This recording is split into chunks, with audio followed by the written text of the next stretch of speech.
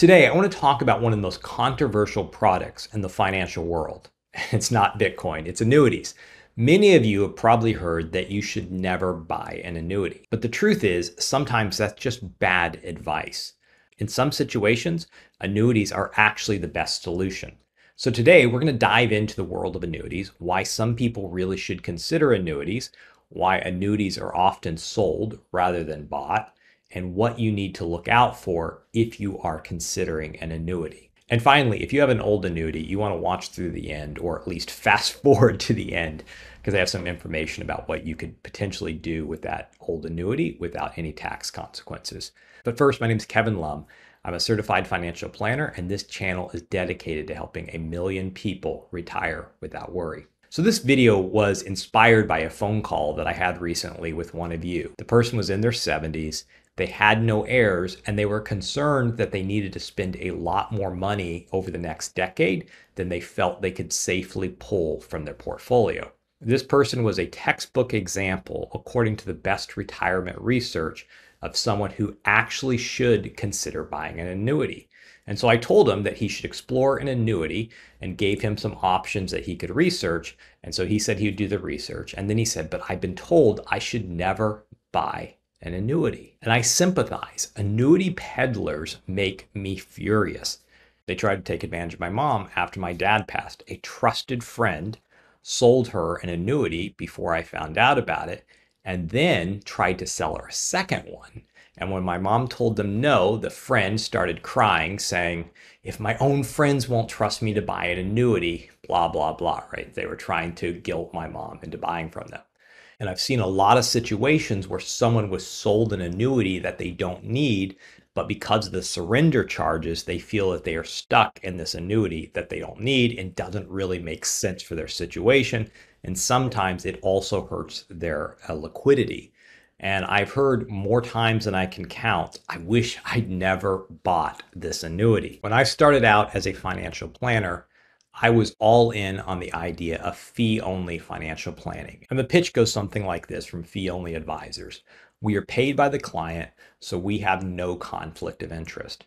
And that sounded great, especially compared to those commission-hungry annuity agents who had taken advantage of my mom. But over time, I realized that everyone has a conflict of interest, even fee-only financial planners. So let me explain. Historically, the majority of fee-only planners were paid via AUM fees, an asset under management fee, for managing your assets. Now, this is beginning to change just a bit, but still the majority of fee-only advisors are paid via an asset management fee. So if a client wants to invest in real estate or buy an annuity, that cuts into the amount of money that an advisor is able to manage and also cuts into their bottom line. And so it's easy for an advisor who gets paid based on the assets they manage to convince themselves that stocks and bonds are the best investment because that's the easiest way to get paid. And so historically, if you talk to a fee-only financial planner who gets paid based on the assets they manage, they would often direct you away from an annuity. Now that is beginning to change because now there are fee-only annuities, but we'll talk more about that in a minute. But on my own journey in the financial planning industry, as I began to look at the best academic research around retirement planning, people like Wade Pfau and Dave Blanchett, I began to realize that for some people, annuities are the best choice. And here's why. When you're retired, you want as much guaranteed income as possible. That's why I encourage most people to delay Social Security as long as possible. Because what the retirement researchers found is that people who have guaranteed income are likely to spend that money more confidently in retirement. I tell clients all the time, you will probably end up much better off financially in the long run if you stick with investments like stocks and bonds, but you will feel better with an annuity. Dave Blanchett, who's one of the top retirement researchers, in fact, he's done a lot of research on this particular topic of guaranteed income and how it helps you feel more confident. He says the behavioral benefit of buying an annuity that provides lifetime income can exceed the economic benefit. And he has a whole paper on this topic. I'll link to it in the description below. It's a great read. So some people might be better off, at least from a behavioral standpoint, if they purchase an annuity. Here's where things get tricky. The best annuities for you often don't have the highest commission for the person selling them.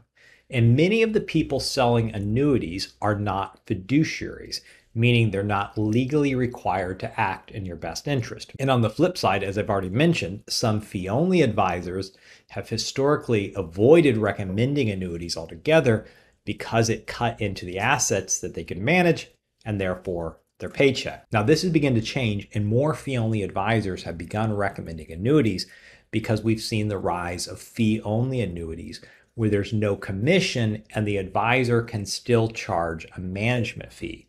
The pitch goes something like this: we've stripped out the commission so you get better terms. And that sounds great, and there is some truth in that. Often the cap rates can be higher and you may not have a surrender charge or a surrender period.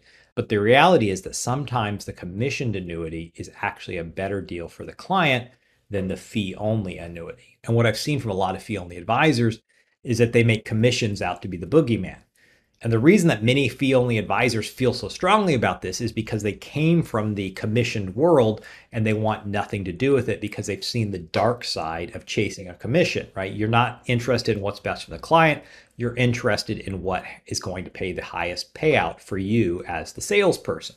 But the truth of the matter is that a fee-only advisor who charges a 1% commission will, over the life of that portfolio, make more money managing it than someone would make on a commission. Now, that doesn't make the commission better than the AUM or the AUM better than a commission, but I think it is helpful to understand. Now, personally, if you want to know where I stand, I operate as a fee-based advisor, which is slightly different than a fee-only advisor. It means I also have an insurance license. 99% of the revenue from my firm comes from financial planning fees and from managing clients' assets. But I also have an insurance license so I can offer whatever option makes the most sense for my client. Now, if I were on the other side of the table and I was looking for an advisor and I needed an annuity or I wanted an annuity, I would go for a fee-based fiduciary advisor, preferably someone with a CFP designation. But there's a few catches or a few caveats. If they try to sell you an annuity without doing a full financial plan, you should run. Or if they make most of their money from selling annuities, run. Ask them, where does most of your revenue come from? And if the advisor recommends a fee-only annuity, ask to see the commission version. Often there will be a commission version and a fee-only version. And for a variety of reasons, and it would take another whole video to go into it, I see that the commission product can be better, and other times the fee-only annuity can be better, but just kind of depends on your situation and what you're looking for from the product. So my goal for this video is to just open your mind that you might potentially, possibly in the right situation, should possibly consider an annuity with lots of fear and trepidation and caveats. I was nervous. I've been nervous when I thought about making this video because I'm afraid that it could open the door to people buying things they shouldn't purchase. But I also think that some people might need an annuity. It might make the most sense for them.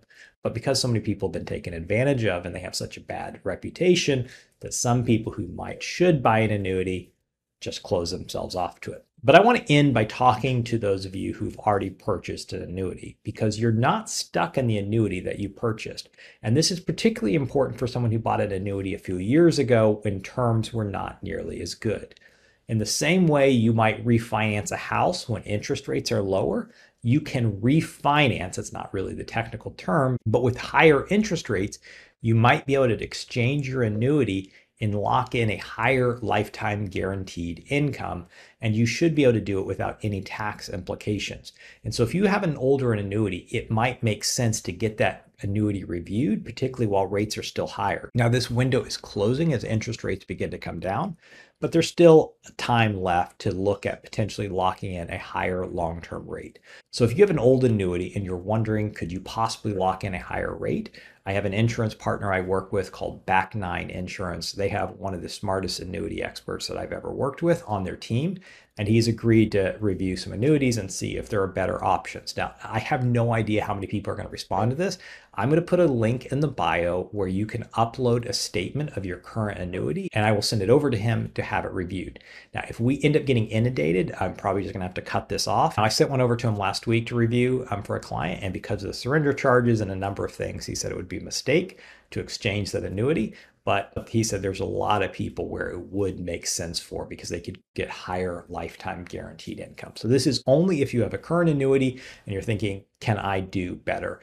Go ahead and use the link below. If you click on the link and it doesn't work anymore, that probably means we've had to cut it off. So anyway, hopefully this was helpful to you. I would be interested to hear your thoughts, your comments, your experiences with annuities. Leave that in the comment below. And finally, I did an entire video looking at different approaches to retirement income, including a safety first approach that uses an annuity along with equity investments, and you can watch it